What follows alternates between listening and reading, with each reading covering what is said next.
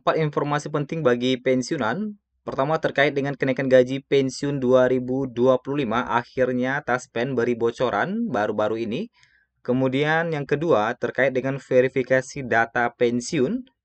Kemudian pengalian gaji pensiun serta waspada uang pensiunan melayang hingga ratusan juta rupiah. Kita masuk di poin-poin 4 poin utama pembahasan kita pada kali ini. Yang pertama terkait dengan kenaikan gaji pensiun di 2025. Baru-baru ini ada yang bertanya terkait dengan kenaikan gaji. Akhirnya Taspen buka suara terkait dengan hal ini.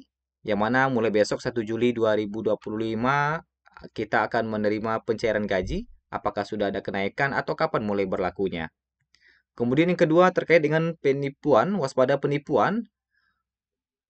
Para pensiunan baru-baru ini ada juga yang berkomentar terkait dengan data pribadi yang tersebar, yang mana ini bisa berbahaya, uang ratusan juta bisa melayang, karena sudah banyak korbannya. Dan ketiga, terkait dengan pengalihan gaji pensiun yang akan mulai diberlakukan mulai besok 1 Juli 2025. Ini juga masih banyak yang dipertanyakan oleh para pensiunan. Dan yang keempat terkait dengan verifikasi data. Nah, ini juga penting karena berhubungan juga dengan penipuan. Nah, kita masuk di informasi pertama. Nah, terkait dengan kenaikan gaji pensiun, di sini ada yang bertanya ya. Nah, ini katanya pertanyaannya cuma satu nih ya. Kira-kira kapan kenaikan gaji? 2025 katanya.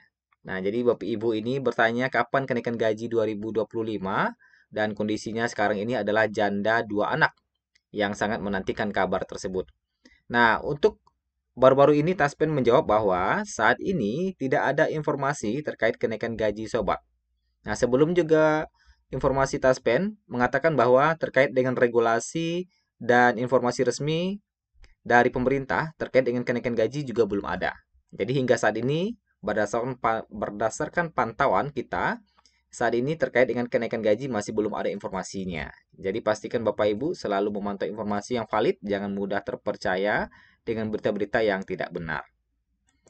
Kemudian yang kedua, masih terkait dengan kenaikan gaji. Nah, fix katanya, ini belum ada berita naik gaji ya katanya. Nah, betul. Jadi saat ini tidak ada informasi untuk hal tersebut katanya. Jadi dikonfirmasi lagi oleh Taspen bahwa saat ini belum ada informasi terkait dengan kenaikan gaji atau berita kenaikan gaji.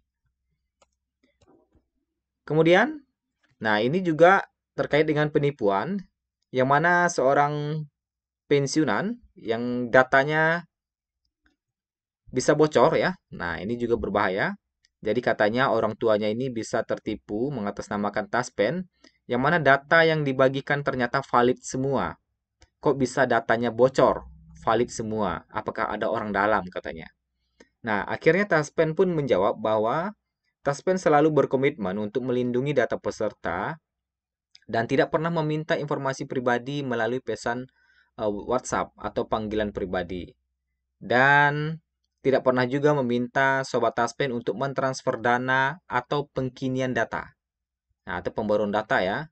Jadi Taspen menghimbau untuk selalu berhati-hati terhadap segala bentuk penipuan yang mengatasnamakan Taspen. Nah, jadi terkait dengan verifikasi data, kenapa datanya bisa bocor dan waspada penipuan ini saling menyangkut nih. Nah, jadi kata Taspen harap berhati-hati. Kalaupun ada pembaruan data, sebelumnya Taspen pernah mengungkapkan bahwa apabila ada pembaruan data, Bapak Ibu bisa datang langsung ke kantor cabang Taspen. Jadi bukan melalui WhatsApp pembaruan datanya ya, jadi bisa datang langsung ke kantor Taspen. Nah, kemudian ini terkait dengan verifikasi data. Nah, barusan katanya orang tuanya dapat chat melalui WhatsApp juga dan telepon WA. Mereka ingin melakukan verifikasi data apakah sudah valid katanya. Nah, apakah ini benar dari Taspen katanya. Nah, jadi jawaban dari Taspen adalah bahwa hal tersebut tidak benar.